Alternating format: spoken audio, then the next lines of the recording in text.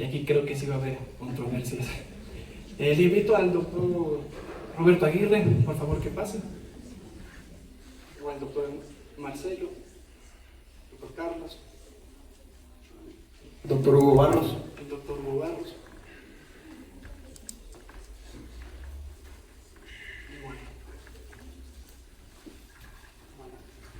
Aquí hay un encuentro de cirugía de mano, miembros superiores y hombro, netamente. Entonces, vamos a ver qué sale.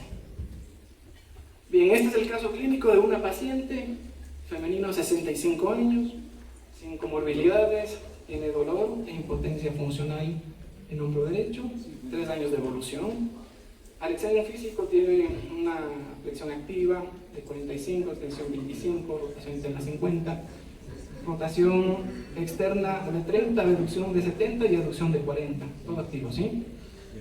Y bueno, los signos clínicos no son los de la paciente por varias razones, pero los que yo utilizo para valorar el movimiento rotador son estos, porque puedo ver lo que es el supraespinoso, subescapular, infra, redondo menor y el bíceps, que es importante. Ahora le quiero preguntar al doctor Aguirre si usted utiliza alguna técnica, hace algún test adicional, ¿le parece esto suficiente? Una de las cosas importantes dentro de la valoración específica del hombro, además de eso, visualización, actividad, movilidad, los signos que tú los pones, lo que yo utilizo también es un poco el Hörnum para mejorar la parte del subescapular, eso sí. De ahí del resto, normal. Lo que sí se ve es una disminución en cuestión de los arcos de movilidad normal, y eso es bastante significativo. Y una de las cosas que siempre trato de hacerle es comparativo con el otro lado, siempre tener una reglamentación específica, tanto del lado afectado como del otro. Gracias. El doctor Barros, ¿le llama algo del examen físico la atención con esos rangos? Sí, me gustaría saber el peso de la paciente, cuánto mide, a qué se dedica, cuál es su lado dominante, dentro de otras cosas como está la densidad ósea también, cosas que hoy por hoy nos llevarían a pensar. De ahí en más, parecería que está en una pseudoparálisis, parece. Y los signos clínicos de maniobras, la verdad que dice bastante, ¿no? Pero creo que el otro lado, que seguro nos comentarás luego, es muy importante para lo que vaya a pasar y las decisiones a tomar, ¿no? Perfecto. Entonces aquí, doctor Martínez, ¿le llama la atención algo también? ¿Haría algo más? O sea, solo en el examen físico. Sí, tomando solo el examen físico vemos una gran limitación de la movilidad activa, importante. Pero me gustaría saber en forma pasiva si tiene movilidad completa o no. Porque es diferente que activamente no pueda elevar el hombro o no pueda reducirlo, pero si tampoco yo puedo en forma pasiva levantarlo, ya estamos hablando de muchas adherencias o de alguna patología ósea que complicaría la cosa. O sea, es importante la movilidad activa, pero yo también le doy importancia a la movilidad pasiva. Y sin entrar en estudio de imágenes, se podría hacer un test de anestesia para ver si bajo anestesia esa movilidad activa cambia, si mejora o no mejora, y si el dolor mejora o no mejora. Bien. Marce, ¿algo? Quería también saber cuál es la expectativa de la paciente con respecto a esto. Mucho. ¿Qué le gustaría hacer? ¿Qué no? ¿Cuál es la limitación que tiene? ¿Y qué actividades de la vida diaria ella le dedica o no? Para, bueno, después sin tener que ir al procedimiento de resolución de todo, entender no estamos parados. Bien, entonces resumiendo, buscaríamos más peso de la paciente, la movilidad pasiva, para tener un diagnóstico más claro. Pero algo que creo que tenemos todo en común es que la reducción es de 70 grados. Y eso nos dijo, como dijo el doctor, que es una pseudoparálisis, ¿sí? Entonces, prácticamente eso es lo que nos llama la atención. Bien. Cuando nosotros tenemos una pseudoparálisis de hombro, me gustaría saber cómo es ustedes abordan a la paciente, doctora Aguirre. Una paciente en estas características, 65 años, con pseudoparálisis de hombro, pasivamente llega hasta los 85, nada más. Bueno, clínicamente, si es que ya tenemos antecedentes de pseudoparálisis, tenemos que evidenciar cierto tipo de cosas en cuestión de imagen. Dentro de eso, si es que tiene o no tiene antecedentes, pues uno de los exámenes que producen mayor sensibilidad y especificidad en este tipo, pues obviamente es la resonancia magnética. Determinar específicamente en resonancia magnética, vamos a ver qué es lo que está sucediendo. Probablemente el índice de reparabilidad en esa paciente también se ha alterado. Entonces, es una de las cosas primarias que nosotros tenemos que decir. En cuestión de eso, también hablar del paciente, de la evolución que tiene dentro de la patología. Veo que tiene ya bastante tiempo, eso quiere decir que ya tiene algunos estudios o tuvo algunos estudios. Entonces, ir a hacer un comparativo específico para ver qué es lo que se puede hacer. ¿Alguien le pedía alguna radiografía de entrada? ¿O con la resonancia directa? A mí la radiografía es importante. Es un estudio que está todo, me parece que no puede faltar, hay cosas que la resonancia. ¿Y qué esperarías encontrar en esta resonancia, en esta radiografía? Bueno, me gustaría saber cuál es la relación entre la cabezona y la espina. Por ejemplo, si tiene ascenso o no tiene ascenso, si aparte o sea, si tiene alguna alteración degenerativa de la superficie articular, espuela, algo. Perfecto. Bueno, esta es la resonancia magnética del año 2024. Le pido al doctor Barros si él está de acuerdo en analizar una resonancia magnética con estos cortes. ¿Qué se fija? Sí, hay algo previo que dijeron que sí estaría bueno definir si es una pseudoparálisis o una pseudoparesis, porque ahí te cambia totalmente esto, ¿no? O sea, si es una pseudoparesis porque el hombro no se mueve por dolor, ¿sí? O pseudoparálisis, ya de ahí arranca eso. El resto con 3 cortes la verdad que es muy poco, pero te lleva a una rotura masiva. Está inmiscuido el subescapular, está el museo del bíceps.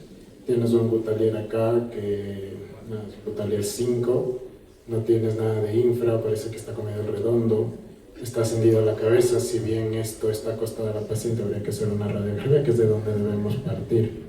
Entonces, pienso que con la radiografía y un poco más de cortes podrías definir una conducta en una paciente de 65 años, que tiene 3 años aparentemente. Sería bueno saber si está en ese estado de movilidad de pseudoparesis o pseudoparálisis hace 3 años, porque eso te define muchísimo la conducta. Pero si hacemos algo acá, como rápido, una ruptura masiva, irreparable del manguito rotador. Hasta ahí, ¿no? Doctor Aguirre, ¿qué llama una ruptura irreparable? Hay que tener en cuenta 2 cosas. Una rotura masiva, en la cual pues relativamente sabemos que existe un compromiso de más de 2 tendones, tipo de retracción y todo lo demás, a diferencia de una irreparable, en el cual ya se ve una alteración dentro de lo que es retracción y también infiltración grasa. Y obviamente todos los procesos en los cuales tú puedes o no llegar hacia la zona del footprint en este tipo de pacientes. Bien. ¿Alguno utiliza la tangente de Zanetti para ver la atrofia? Doctor Martínez. Sí, es importante, le da valor también. Yo insisto un pasito atrás, insisto con la movilidad pasiva, porque es diferente si esta paciente y con la radiografía que me va a dar, aparentemente no hay muchos cambios en el cartílago, ¿no? Aparentemente, pero en una radiografía ayuda un poco más para ver la congruencia articular, para ver si hay artrosis, si hay osteofitos, y a veces acá pueden aparecer en otro corte y no en estos. Pero yo, ante la falta ya durante 3 años de movilidad activa y que la pasiva está limitada por dolor, le haría un test de Nigel, o sea, infiltraría el supraescapular y vería si yo, anestesiando, puedo lograr una movilidad pasiva. Es decir, yo antes de decidir una cirugía reconstructiva y no una prótesis, yo tengo que determinar que esta paciente puede mover el hombro. Es decir, yo en forma pasiva tengo que mover el hombro, si no, no le puedo hacer algo reconstructivo. ¿Alguien del público que quiera opinar? El doctor Hugo Tapia. Allá. Bueno, buenos días con todos. Sí, yo creo que lo que había dicho ya el doctor Barros, vemos una lesión irreparable del supraespinoso con una degeneración grasa. Yo creo que también que es muy importante la movilidad pasiva que no se dijo. Y creo que un signo que faltaba, creo que sí, a ver si tenía lap sign o algo que nos permita saber si es que es necesario, qué tipo de estrategia tenemos que hacer para el paciente, ¿no? En este caso. Muy bien, bueno, entonces resumiendo, estos son el informe de la resonancia, donde vemos una rotura completa de supraespinoso y infraescapular desde sus inserciones umbrales, porque nos da una rotura masiva. Hay una atrofia grasa muscular del 40%, hay una retroversión de la cabeza umbral, y el diagnóstico de la resonancia nos da una artropatía por desgarro masivo de magneto rotador, AMADA 4B. ¿Alguien está de acuerdo con eso o no? ¿Sí? Bueno. Entonces, nuestro escenario clínico es mujer, diestra, 65 años, activa, tiene un dolor mecánico nocturno con pseudoparálisis, y la clasificación que tenemos es una AMADA 4B. ¿Cuáles son las opciones terapéuticas que nosotros podemos tener en esto? Puede ser preservar la articulación, puede ser reemplazar la articulación, o puede ser un manejo conservador. Bajo este contexto, yo les voy a pedir a ustedes si pueden votar y ver el ERION. ¿Y no hay una radiografía? No. Y es imposible tomar alguna opción sin una radiografía.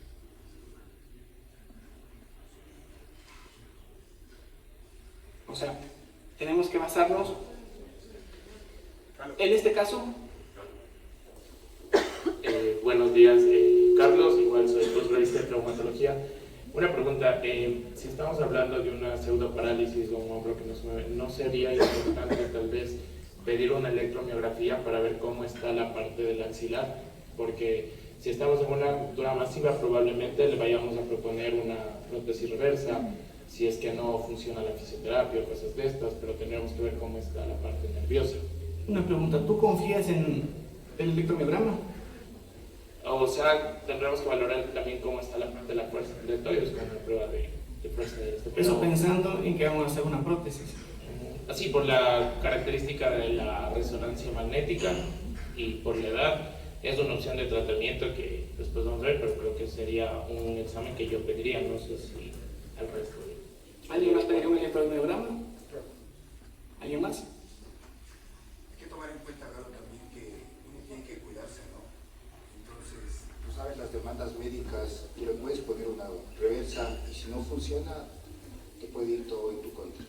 Entonces, sí, probablemente la electromiografía es operador dependiente, a veces nos da resultados que no son los que realmente esperamos o que son, pero creo que también es un ayudador para poder quizás nosotros tomar una decisión un poquito más tranquilos. Doctor Martínez, ¿usted pediría una electromiografía?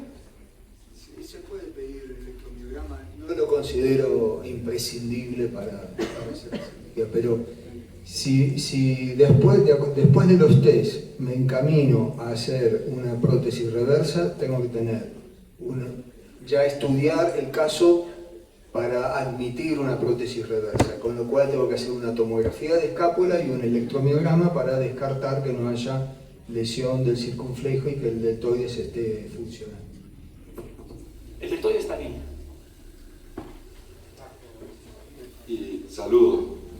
Y a pesar de que estaba bien presentado tu caso, Galo, yo también, complementando lo que decía con el punto de vista médico-legal, me parece muy apresurado planificar la cirugía sin completar la batería de exámenes, sobre todo para hacer diagnóstico diferencial, porque por ejemplo no le han colocado el CIE-10 definitivo, y sí solicitaría tanto las radiografías, electromiografías, incluso examinar la columna cervical para hacer diagnóstico diferencial de alguna patología secundaria que pueda existir. Obviamente ya sabemos que está la lesión masiva del manguito, pero antes de irnos a un procedimiento quirúrgico es preferible no omitir nada que después que con cualquier procedimiento y que no tenga fuerza muscular después de esto. Entonces sí descartaría lesiones del plexo cervical o discopatía cervical también antes de decidir la cirugía. Y en este caso tal vez intentaría un balón in space. En este caso. Tal vez. O sea, en resumen, acá agregaríamos una radiografía, si yo también coincido, y con un electromiograma. Ahí tengo un poco de discusión, en fin. Bien, en cuanto a la literatura, vemos que en este estudio del año 2023 hay un tratamiento para el desgarro masivo de magneto rotador en pacientes de 65 años y más, ¿no es cierto? Entonces todos coinciden en que el tratamiento debe ser una prótesis reversa, por la edad y por toda la clínica que presenta. Asimismo, en la guía de prácticas clínicas de la OS para el manejo de lesiones magneto rotador nos recomienda, en este caso, una artroplastia reversa de hombro, porque es el gold estándar, ¿sí? La satisfacción del paciente es del 92% y la supervivencia del implante es del 95% a los 10 años. Bien, ¿quién le pondría una prótesis reversa? Ya votaron. Ahora, esta fue mi elección. Yo no le puse una prótesis, le hice un abordaje miopen, le hice una reconstrucción, o sea, traté de conservar la articulación haciendo una reconstrucción capsular superior utilizando la porción larga del bíceps, y le puse algo que me gusta poner en todas este tipo de lesiones, que es un injerto de pericardio porcino con microperforaciones óseas para estimular la médula ósea.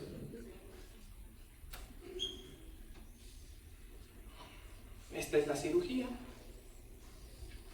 Ahí podemos ver, yo hago siempre abordaje miopen, pero podemos discutir eso. Vemos que prácticamente la cabeza del húmero está totalmente descubierta.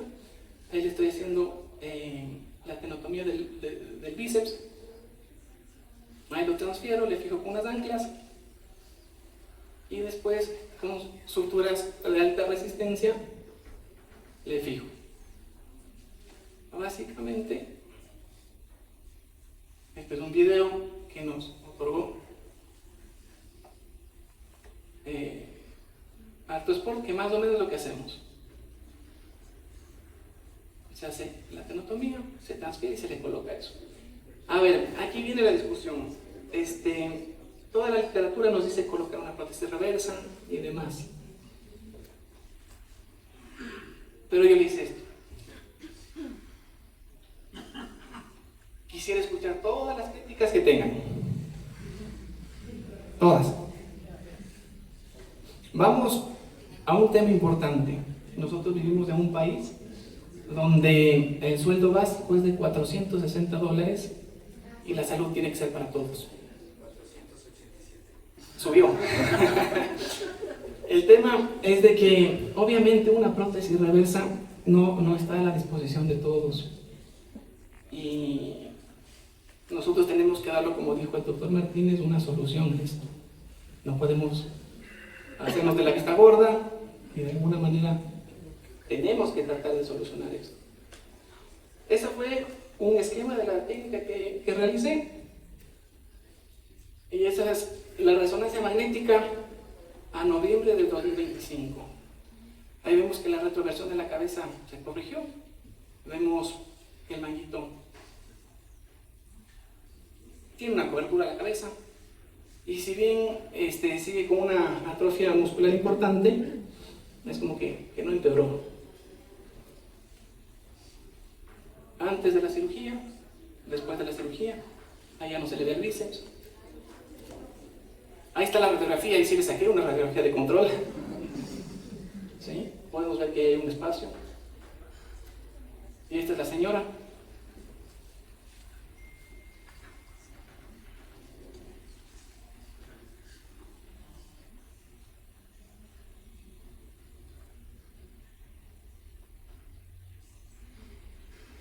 Tiene todos los movimientos y eso es lo que a mí me interesa.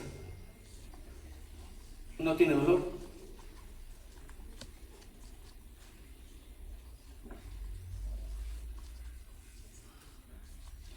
Bien, en cuanto al tema de la bibliografía, siempre va a haber una discusión entre la cirugía abierta, la mini-open y la artroscópica, básicamente por el tema del deltoides, ¿sí? La relación costo-resultados en todas las publicaciones habla que la técnica mini abierta presentó una relación costo-resultado más favorable con una recuperación funcional del hombro comparable a la obtenida mediante técnica artroscópica. La combinación, ¿sí? Este es un estudio del año 2016, donde ya se comenzó a estudiar combinación de médula ósea con parches de aumentación, y que esto reduce significativamente la tasa de desgarro en la reparación de desgarros nacidos de magneto rotador. También en el año 2023 ya se hizo un estudio sobre las microfracturas anatómicas, y aquí hay algo importante que nosotros, y que yo quiero ver, que nosotros cuando hacemos un abordaje mini-open siempre el tema es el deltoides, pero hay un abordaje que describió el doctor Sancoli, que se lo practicaba en el Dupuytren, donde se hizo un abordaje supracromial, donde nosotros no tenemos que incidir el deltoides, y básicamente el dolor y la impotencia funcional son similares a la técnica artroscópica. Bien, este es el resultado, y quisiera que comenten. Doctor Álvarez, poniendo en contexto todo esto, ¿no? El escenario. Buenos días. A ver. Aquí. Las transposiciones tendinosas para rupturas masivas del magneto rotador están descritas. También se puede hacer con dorsal ancho. Esta técnica del bíceps nosotros lo hemos realizado ya hace algunos años. Y tomando en cuenta también que cuando el bíceps se degenera, tú cuando le operaste, la parte proximal de los dos es como que se aplana. Se aplana bastante. Y cuando le das la transposición para que supla la opción del subespinoso, es bastante buena y da un muy buen resultado. A mí me gusta mucho esta técnica, hemos hecho algunos pacientes, el resultado es bastante bueno. Ahora, lo que sí me llama la atención aquí son algunas cosas de la presentación del caso. Nosotros siempre, incluso en nuestro posgrado, decimos que un buen examen de hombro comienza por un buen examen de cuello. Siempre hay que examinar bien la columna cervical, no dejar de tomar una radiografía de columna cervical apilateral. Hay que comenzar siempre por una radiografía simple del hombro, no pasar directo a la resonancia magnética, serían las observaciones que puedo hacer. En cuanto a esto me parece muy bien. Lo que hay que tener cuidado es en cuanto a la artropatía. Si es que existe ya signos de degeneración articular o de artrosis, hay que pensar 2 veces para hacer esa técnica. Igual utilizo el mini-open, por el deltoides, no hemos tenido ningún problema. Pero esto es bastante bueno, te felicito, me gusta mucho y también lo hacemos nosotros. ¿Algún comentario? Sí, mira, a ver, no sé por dónde arrancar, porque la verdad, la radiografía, si teníamos la radiografía ahí, no era por una reversa, podría decir con una transferencia de lo que mejor te venga, gran dorsal, trapecios, pero yéndose a la clínica que tenías con 3 años de pseudoparálisis o pseudoparesia, es difícil que un hombro te arranque como te arrancó. Tienes toda la degeneración hasta del redondo menor.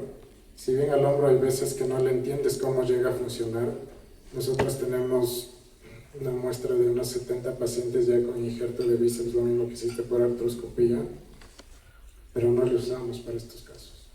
O sea, no lo usamos para esto. Habría que ver si lo vamos a usar, cómo está hacia la glena, el labrum. Entonces, si bien capaz la paciente era eso, no estaba en una pseudoparálisis, sino en una pseudoparesia, y no era tanto el tiempo, sí es una salida, ¿no? Pero la verdad que en nuestras manos, con esa radiografía que presentaste al final, capaz hubiésemos ido con una transferencia del trapecio para cubrirte con toda esa área que tienes atrás de degeneración y estar un poco más seguro para donde vas a ser operado. Y para el trapecio, si no tienes un Aquiles, tienes los isquiotibiales, puedes hacer un transóseo. Para bajar costos hay mucho. Y la prótesis reversa, creo que en esta paciente de 65 años con esa distancia acromio-humeral no era una opción en nuestras manos. Que sí era una más predictible, que sea mejor el resultado, Y si hubiésemos optado por eso, hubiésemos ido con un episcopo para poderle dar la rotación. Entonces, si todo ese manejo lo puedo manejar con bíceps, resulta un poquito difícil de ver que ese resultado luego de esa resonancia se lo pueda conseguir. En mis manos no. Doctor Aguirre. Una de las cosas importantes hay que darse cuenta de que el grado de alteración glenoidea que tiene el paciente y de la cabeza humeral también hace que relativamente nosotros busquemos un proceso mucho más dinámico en cuestión de movilidad. Nosotros tenemos un estudio de ya algunos pacientes en los cuales una de las características importantes dentro del ingreso a esta muestra son pacientes que no tengan una MADA que supere el 2.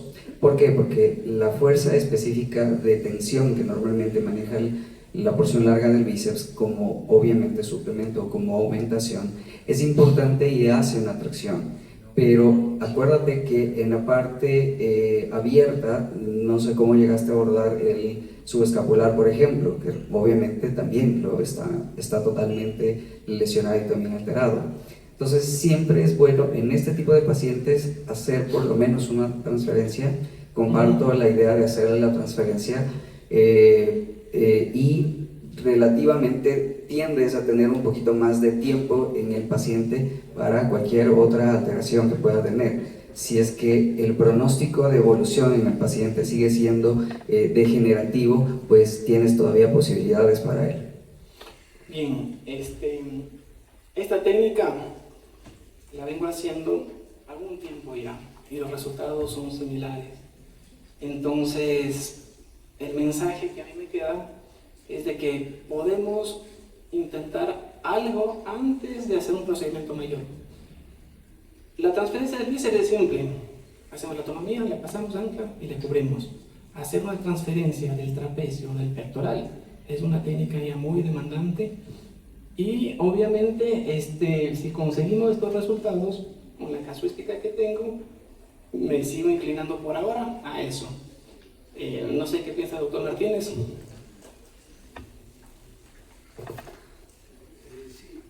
Coincido, y además el abordaje supracromial te da la ventaja que no lesiona el deltoides y te da, rotando bien el hombro, de ir hacia la parte anterior y posterior fácilmente. Y este resultado es muy alentador, es prometedor, no contraindica un procedimiento posterior, es decir, que si en un tiempo el resultado o la movilidad decae, se puede plantear hacer otra técnica, otra cirugía.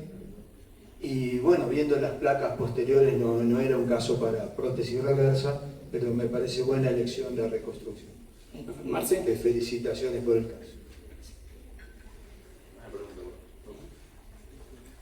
Sí, viendo el desenlace final del caso, evidentemente que fue muy buena la elección y yo te felicito.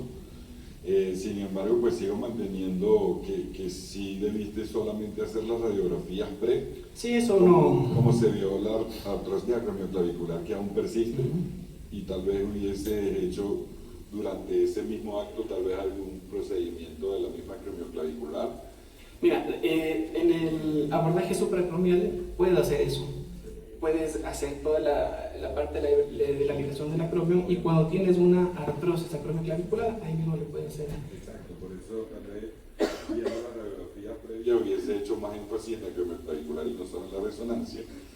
Y adicional a esto, viendo lo de los costos, incluso se puede abaratar más en esa estructura del bíceps.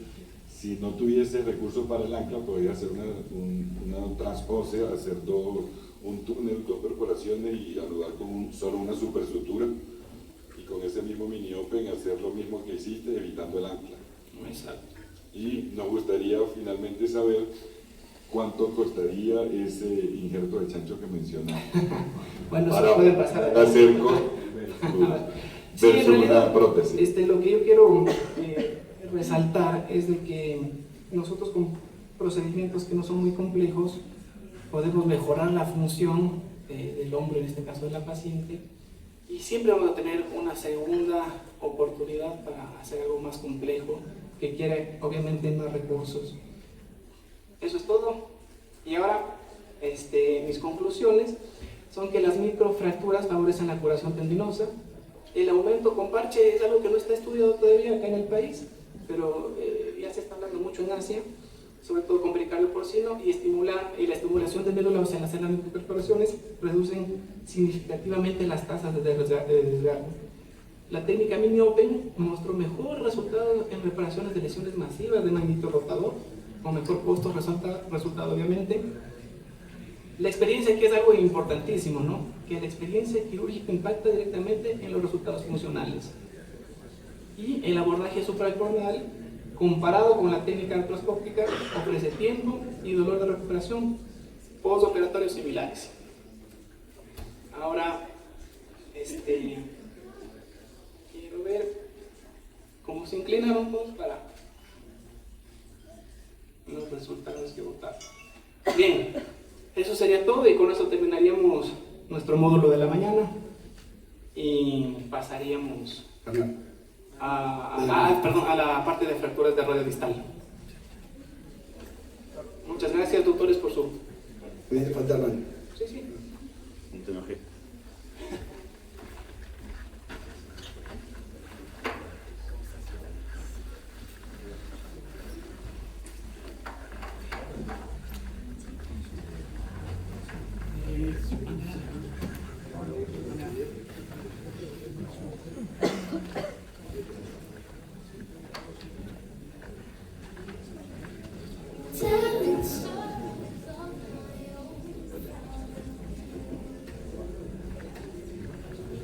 Bueno, vamos a seguir con la discusión de casos. Ahora vamos a pasar a la fractura distal. Le pedimos por favor a la doctora Andrea Lava que